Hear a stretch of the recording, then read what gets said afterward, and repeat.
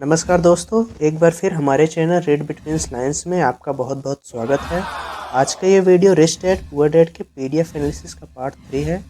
जैसा कि हमने पिछले वीडियो में देखा, रॉबर्ट अमीर डैडी के पास अपनी सैलरी बढ़वाने के लिए जाता है, लेकिन उसके अमीर डैडी उसके अंदर से पैसे का डर खत्म करने के लिए फ्री में काम करने के लिए कहते हैं। तो अब आगे का पीडीएफ एनालिसिस करते हैं। शुरू करने से पहले अगर आप वीडियो का पार्ट 2 नहीं देखा है तो बुक की स्टोरी को अच्छे से समझने के लिए पहले वीडियो का पार्ट 2 देख लीजिए, और चैनल पर नए हैं तो चैनल को सब्सक्राइब कर लीजिए। तो चलिए शुरू करते हैं। रॉबर्ट आगे लिखते हैं कि मैंने अपने गरीब डैडी को यह नहीं बताया कि अब मैं मुफ्त में काम कर रहा हूँ। उन्हें यह समझ में नहीं आता। मैं उन्हें इसकी वजह ठीक से इसलिए नहीं समझा सकता था क्योंकि मैं खुद भी इसे ठीक से नहीं समझ पाया था। अगले 3 हफ्ते माइक और मैं 3 घंटे तक शनिवार को काम करते रहे, मुफ्त में। काम बहुत परेशानी वाला नहीं था, और वक्त गुजरने के साथ साथ यह ज़्यादा आसान होता जा रहा था। मुझे अफसोस था कि अपने छूटे हुए बेसबॉल गेम्स और कॉमिक्स का अब मैं उनका मज़ा नहीं ले सकता था। तीसरे हफ्ते दोपहर में अमीर डैडी आए। हमने उनके ट्रक के पार्किंग में आने की आवाज़ सुनी। वो स्टोर में घुसे और उन्होंने मिसेस मार्टिन को गले लगाकर अभिवादन किया। स्टोर में क्या चल रहा है यह जानने के बाद वो आइसक्रीम फ्रीजर के पास गए, उसमें से 2 आइसक्रीम निकाली, उसका दाम चुकाया। इसके बाद मेरी और माइक की तरफ इशारा करके कहा, चलो घूमने चलते हैं। हम सड़क के पार गए, कुछ कारों को चकमा दिया और एक बड़े घास के मैदान में टहलने लगे जहाँ कुछ वयस्क संगठन सॉफ्ट बॉल खेल रहे थे। दूर की पिकनिक टेबल पर बैठकर उन्होंने माइक और मुझे आइसक्रीम दी। कैसा चल रहा है? बढ़िया, माइक ने कहा। मैंने सहमति में सिर हिलाया। कुछ और सीखा? अमीर डैडी ने पूछा। माइक और मैंने एक दूसरे की तरफ देखा और अपने कंधे उचकाए और सिर को ना में एक साथ हिलाया। आगे अमीर डैडी कहते हैं कि ज़िंदगी के सबसे बड़े जाल से बचना। अच्छा यह होगा कि तुम बचपन से ही यह सोचना शुरू कर दो कि तुम अब ज़िंदगी के सबसे बड़े सबक को देख रहे हो। अगर तुम इस सबक को सीख लेते हो तो तुम बहुत ज़्यादा आज़ादी, सुरक्षा भरी ज़िंदगी का सुख ले सकते हो। अगर तुम यह सबक नहीं सीख पाते हो तो तुम भी मिसेस मार्टिन और इस पार्क में खेल रहे ज़्यादातर लोगों की तरह ही बन जाओगे। वो बहुत ज़्यादा मेहनत करते हैं, परंतु उसके बदले में उन्हें बहुत कम पैसे मिलते हैं। वो नौकरी की सुरक्षा के मोह में फंसे रहते हैं। हर साल मिलने वाली 3 हफ्ते की छुट्टियों और 45 साल तक काम करते रहने के बाद मिलने वाली थोड़ी सी पेंशन का सपना देखते रहते हैं। अगर इस तरह की ज़िंदगी जीने का तुम्हें सुख मिलता है तो मैं तुम्हारी तनख्वाह बढ़ाकर 25 सेंट प्रति घंटा कर सकता हूँ। परंतु ये लोग अच्छे लोग हैं और मेहनती भी हैं, फिर आप उनका मजाक क्यों उड़ा रहे हैं? मैंने पूछा।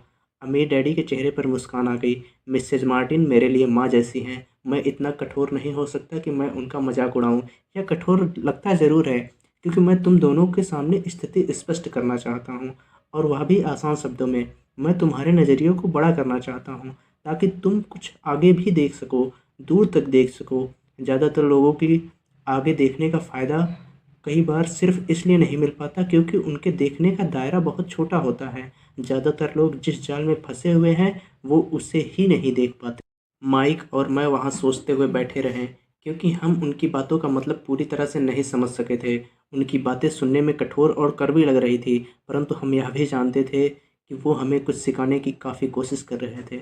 मुस्कुराहट के साथ अमीर डैडी ने कहा, क्या 25 सेंट प्रति घंटे का ऑफ़र अच्छा नहीं है? क्या इससे दिल की धड़कन तेज़ नहीं हुई? मैंने अपना सिर ना में हिलाया, जबकि असल में ऐसा ही हुआ था।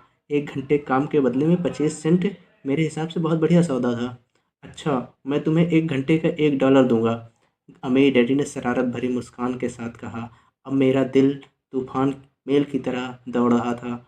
मेरा दिमाग चीख कर कह रहा था, इनकी बात मान लो, मान लो। मुझे अपने कानों पर भरोसा नहीं हो रहा था, परंतु फिर भी मैं चुप रहा। अच्छा, $2 प्रति घंटे। मुझे ऐसा लगा जैसे मेरे छोटे से 9 साल पुराने दिमाग में किसी ने बम फोड़ दिया हो। 1956 में $2 प्रति घंटे की कमाई मुझे दुनिया का सबसे अमीर बच्चा बना देती। मैं इतना सारा पैसा कमाने की कल्पना भी नहीं कर सकता था। मैं हाँ कहना ही चाहता था।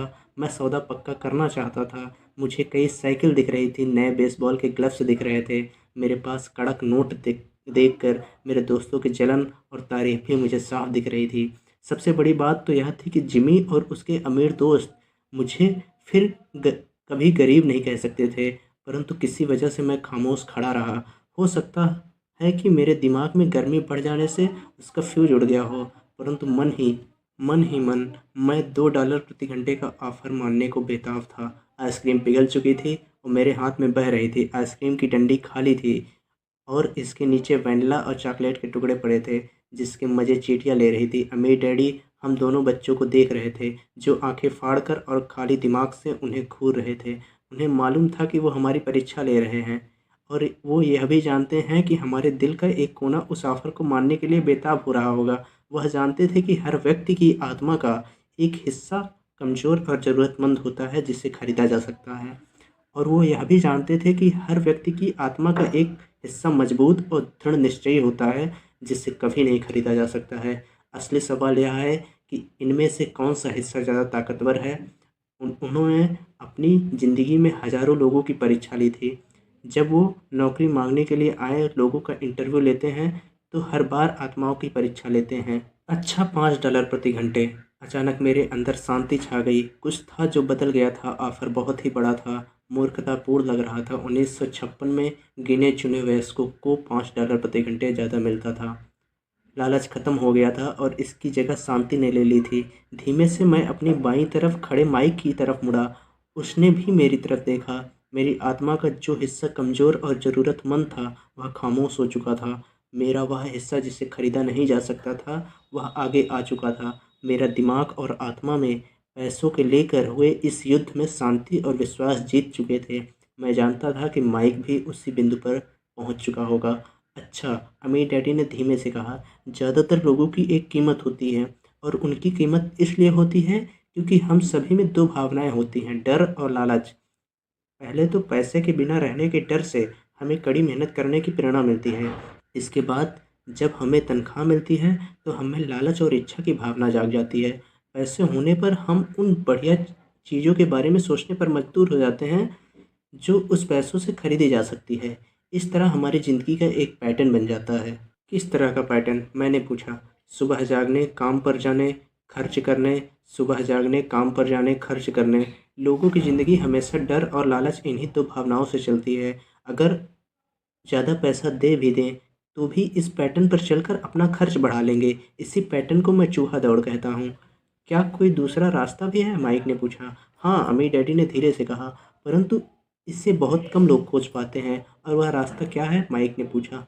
उसी रास्ते पे तुम लोगों को काम करते हुए मेरे साथ सीखते हुए खोज लोगे।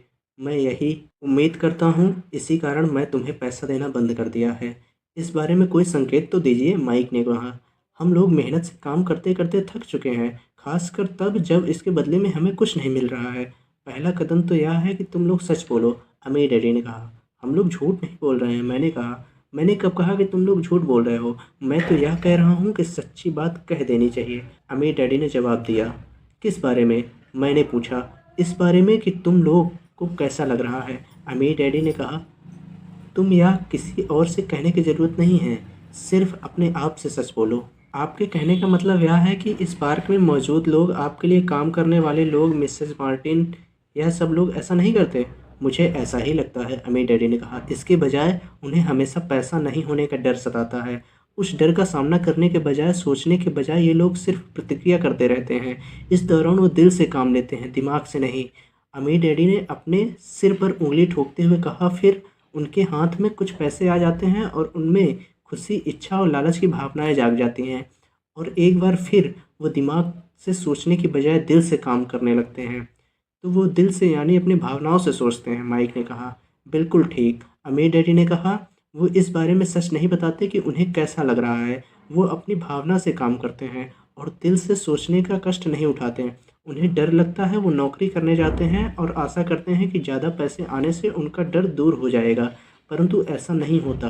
वही पुराना डर उन्हें फिर से सताने लगता है। वो फिर से नौकरी करने जाते हैं और फिर आशा करते हैं कि पैसा उनके डर को कम कर देगा, परंतु ऐसा नहीं होता। डर के ही कारण वो नौकरी के जाल में फंसे रहते हैं, पैसा कमाते हैं, काम करते हैं, पैसा कमाते हैं और आशा करते हैं कि डर से उनका पीछा छूट जाएगा, परंतु हर रोज़ जब वो उठते हैं तो उनका पुराना डर भी उनके साथ उठता है। वही पुराना डर करोड़ों लोगों को रात भर जगाता है और उनकी रात बहुत चिंता और परेशानी में गुजरती है। इसलिए वो उठते हैं, काम पर जाते हैं और यह आशा करते हैं कि तनख्वाह के चेक से उनके दिल को कुतरने वाले इस डर को वो मौत के घाट उतार देंगे। सच बात तो यह है कि पैसा उनकी ज़िंदगी को चला रहा है, परंतु वो इस बारे में कभी सच नहीं बोलते हैं। पैसे से उनकी भावनाओं पर कब्जा कर लिया है और उनकी आत्माओं पर भी। यह कहकर अमीर डैडी खामोश हो गए ताकि उनके शब्दों में छुपा संदेश हमारे अंदर चला जाए। माइक और मैंने उनकी बात सुनी थी, परंतु हम उनका मतलब पूरी तरह नहीं समझ पाए थे। मुझे अक्सर यह हैरानी होती थी कि लोगों को ऑफिस जाने की इतनी जल्दी क्यों होती है। तो आज के लिए इतना ही। इस बुक से रिलेटेड कोई भी फैक्ट या इन्फॉर्मेशन आपको अच्छी लगी हो तो प्लीज़ वीडियो को लाइक करें और दोस्तों को शेयर करें और कमेंट करके ये बताएं कि ये वीडियो आपको कैसी लगी। और वीडियो के नेक्स्ट पार्ट के लिए चैनल को सब्सक्राइब कर लें। तो मिलते हैं अगले वीडियो में, तब तक के लिए नमस्कार।